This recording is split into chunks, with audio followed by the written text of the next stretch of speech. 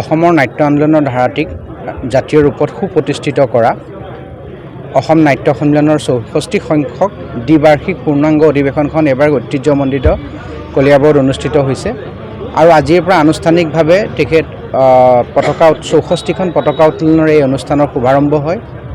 আমি কলিয়াবৰবাসীয়ে অসমৰ বিভিন্ন প্ৰান্তৰ পৰা অহা নাট্যকৰ্মীসকলক ইয়াত আদৰণি জনাবলৈ পাই অতিশয় গৌৰৱান্বিত হৈছোঁ।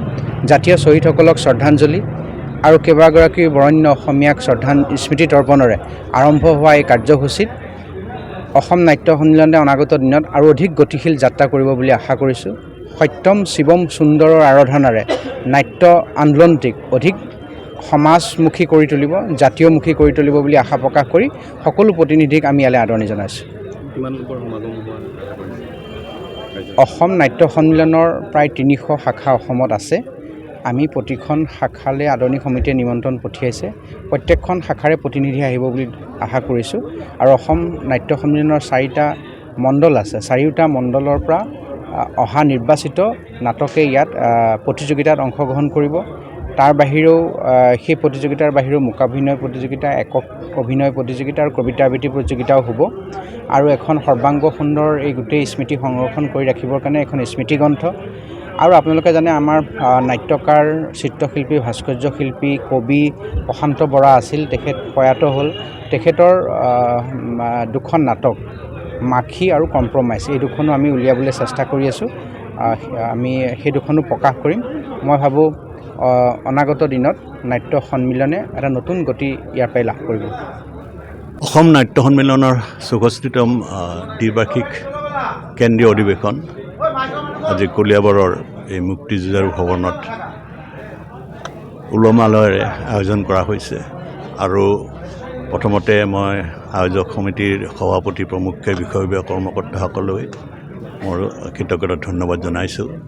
যথেষ্টখিনি কষ্ট স্বীকাৰ কৰি আজি এই অসম নাট্য সন্মিলনৰ কেন্দ্ৰীয় অধিৱেশনখন এনেধৰণে আয়োজন কৰিছে আৰু অসম নাট্য সন্মিলন এটা অসমৰ জাতীয় অনুষ্ঠান।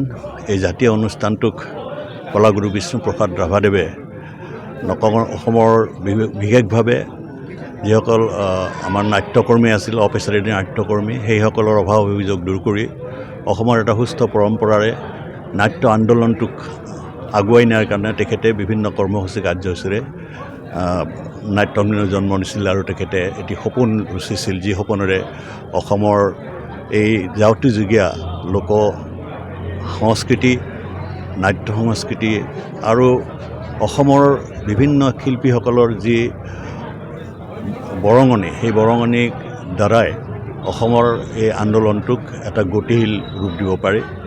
নাট্য আন্দোলনৰ আধুনিক যাত্ৰা মহাপুৰুষ শ্ৰীমন্ত শংকৰদেৱৰ দিনত বৰদোৱাত 550 বছৰ আগত চিহ্ন যাত্ৰাৰে আৰম্ভ হৈছিল, য'ত বিশ্বত প্ৰথমবাৰৰ কাৰণে প্ৰচেনিয়াম মঞ্চ তেখেতে স্থাপন কৰিছিল আৰু এই প্ৰচেনিয়াম মঞ্চৰ জৰিয়তে অসম ভাৰতবৰ্ষ তথা বিশ্বত প্ৰথম আধুনিক নাটকৰ নাট্যযাত্ৰা আৰম্ভ হৈছিল। এই আধুনিক নাটকৰ নাট্যযাত্ৰাটোক নাট্য আন্দোলনৰ যিটো প্ৰবাহ, এই প্ৰবাহটোক শক্তিশালী ৰূপত আগুৱাই নিয়াৰ কাৰণে কলাগুৰু বিষ্ণুপ্ৰসাদ ৰাভাৰ যি সপোন আছিল, সেই সপোন বাস্তৱত ৰূপায়িত কৰাৰ কাৰণে অসম নাট্য সন্মিলনে কাম কৰি আছে আৰু ইয়াৰ বিভিন্ন কৰ্মসূচী কাৰ্যসূচী গ্ৰহণ কৰিবলৈ আমি প্ৰতি বছৰে আমি এনেধৰণে দ্বিবাৰ্ষিক অধিৱেশন বা প্ৰথম বাৰ্ষিক অধিৱেশন হিচাপে আমি মুকলি সভা বা অন্যান্য কাৰ্যসূচী কৰ্মসূচীৰে তাত আমি সম্পাদন কৰোঁ আৰু ইয়াতেই আমাৰ ভৱিষ্যতৰ যি কৰ্মসূচী, যি কাৰ্যসূচী হ'ব, সেই কাৰ্যসূচী ৰূপায়ণ কৰিবলৈ আমি সিদ্ধান্ত ল'ম আৰু তাৰ কাৰণে আজি ইয়াত আমি সকলোৱে সমবেত হৈছোঁ।